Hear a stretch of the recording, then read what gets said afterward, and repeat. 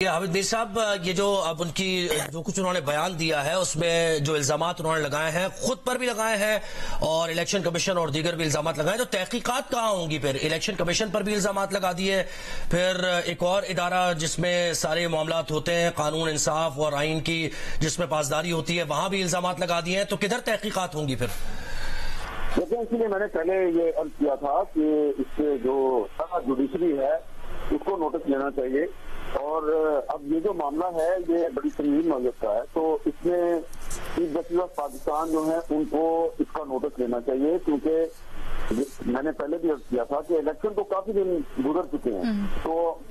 8 फरवरी को अगर ये सारा कुछ हुआ, चले अगर कमिश्नर साहब जो है उन्होंने आरओ को 9 फरवरी को नताइज बदलने के लिए कहा होगा या 10 फरवरी को भी कहा होगा, तो आज तक के बावजूद काफी दिन गुजरने के बाद उन्होंने प्रेस कॉन्फ्रेंस आज की है। तो मैंने पहले भी ये कहा है कि कमिश्नर रावलपिंडी के 2 फोन नंबर जो है उनका तो मुझे पता है, तो उनके पास 2 सेट हैं। वो अगर सेट जो है वो जुडिशरी अपने कब्जे में ले ले और उनका फोरेंसिक करा ले, तो सारा पता चलेगा कि ये कमिश्नर साहब जो है इन्होंने आज ये प्रेस कॉन्फ्रेंस क्यों की है और ये पहले क्यों खामोश रहे हैं। तो इन्होंने सिर्फ 2 नाम लिए हैं, लेकिन जो इनके मोबाइल फोन में कुछ लोगों के साथ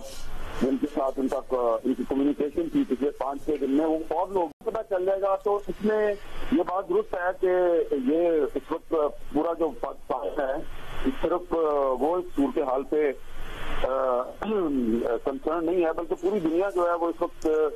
ये सूरत हाल को देख रही है। तो ये इस वक्त chief justice of Pakistan justice Qazi फाजिसा की जिम्मेदारी है, क्योंकि ये जो 8 फरवरी को इलेक्शन हुआ है, इस इलेक्शन के इनेकाद में उनका बड़ा अहम किरदार है। और अगर इलेक्शन हो गया तो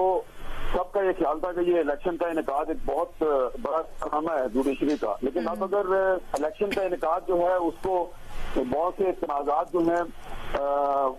वो उसके साए घेर रहे हैं, तो जुडिशरी की जिम्मेदारी है कि वो इस सूरत हाल को देखे, इसका नोटिस ले और कमिश्नर रावलपिंडी जो हैं उनके जो इल्जामात हैं उसकी तहकीकात करे। हाई कोर्ट के जजेस जो हैं वो इसकी तहकीकात नहीं कर सकते। इस मामले की तहकीकात जो है वो सुप्रीम कोर्ट को करनी चाहिए और सुप्रीम कोर्ट के जजेस का एक इंक्वायरी कमीशन बनना चाहिए। अच्छा, ये भी कहिएगा कि इन्होंने कमिश्नर पर तलाल चौधरी ने इल्जामात भी लगाए, राना सनाउल्लाह भी ये कह चुके हैं कि उनके अपने जाती मफादात हो सकते हैं और बड़े ये अक्लमंद इंसान हैं, इन्होंने पहले भी सर्व किया है, तो कोई ना कोई वजह होगी, कोई इनके मफादात होंगे जिसको लेकर उन्होंने स्टेटमेंट दिया। तो ऐसा भी मुमकिनात में से हो सकता है जी, इसलिए मैं कह रहा हूं कि उनके जो मोबाइल फोन है उसमें कुछ लोगों के साथ उनके जो पैगामात हैं उनको अगर आप देख लें, या कोई तहकीकाती इदारा या जुडिशरी अगर कमीशन बनाती है तो वो अगर देख ले तो सब पता चल जाएगा। क्योंकि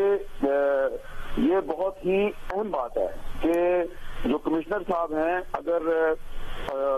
अगर धांधली 8 फरवरी को या 9 फरवरी को हुई है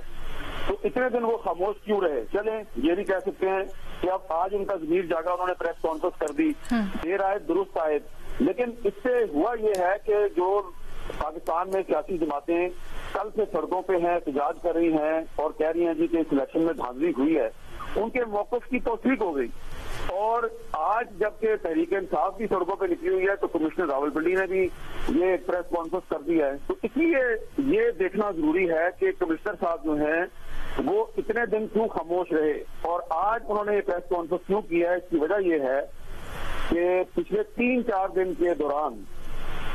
उनका कुछ लोगों के साथ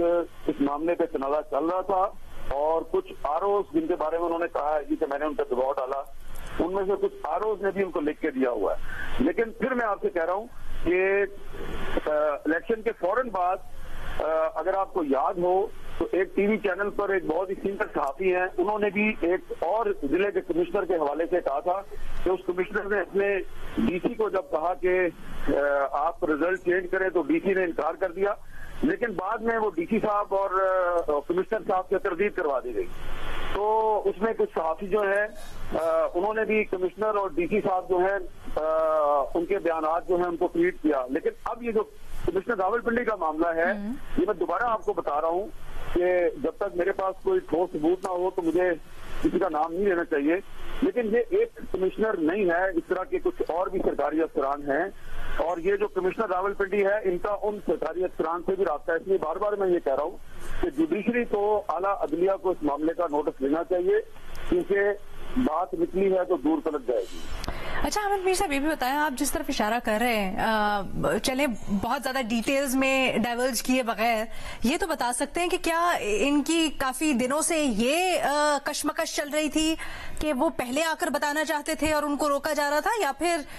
मामला मुख्तलिफ था, ये बताना नहीं चाह रहे थे और उनको इस मामले के ऊपर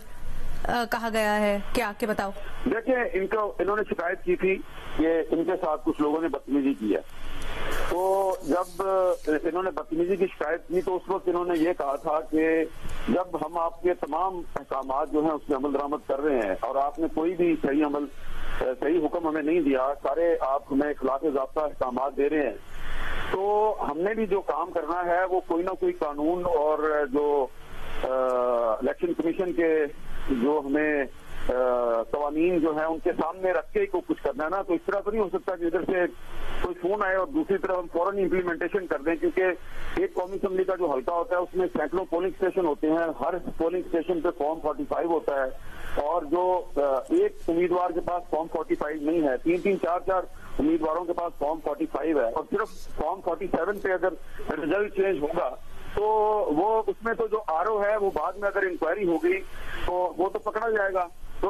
हमने आरओ जो टाइम दे इस पे इनका तनाजा शुरू हुआ था, फिर इन्होंने इल्जाम लगाया कि मेरे साथ बदतमीजी हुई है,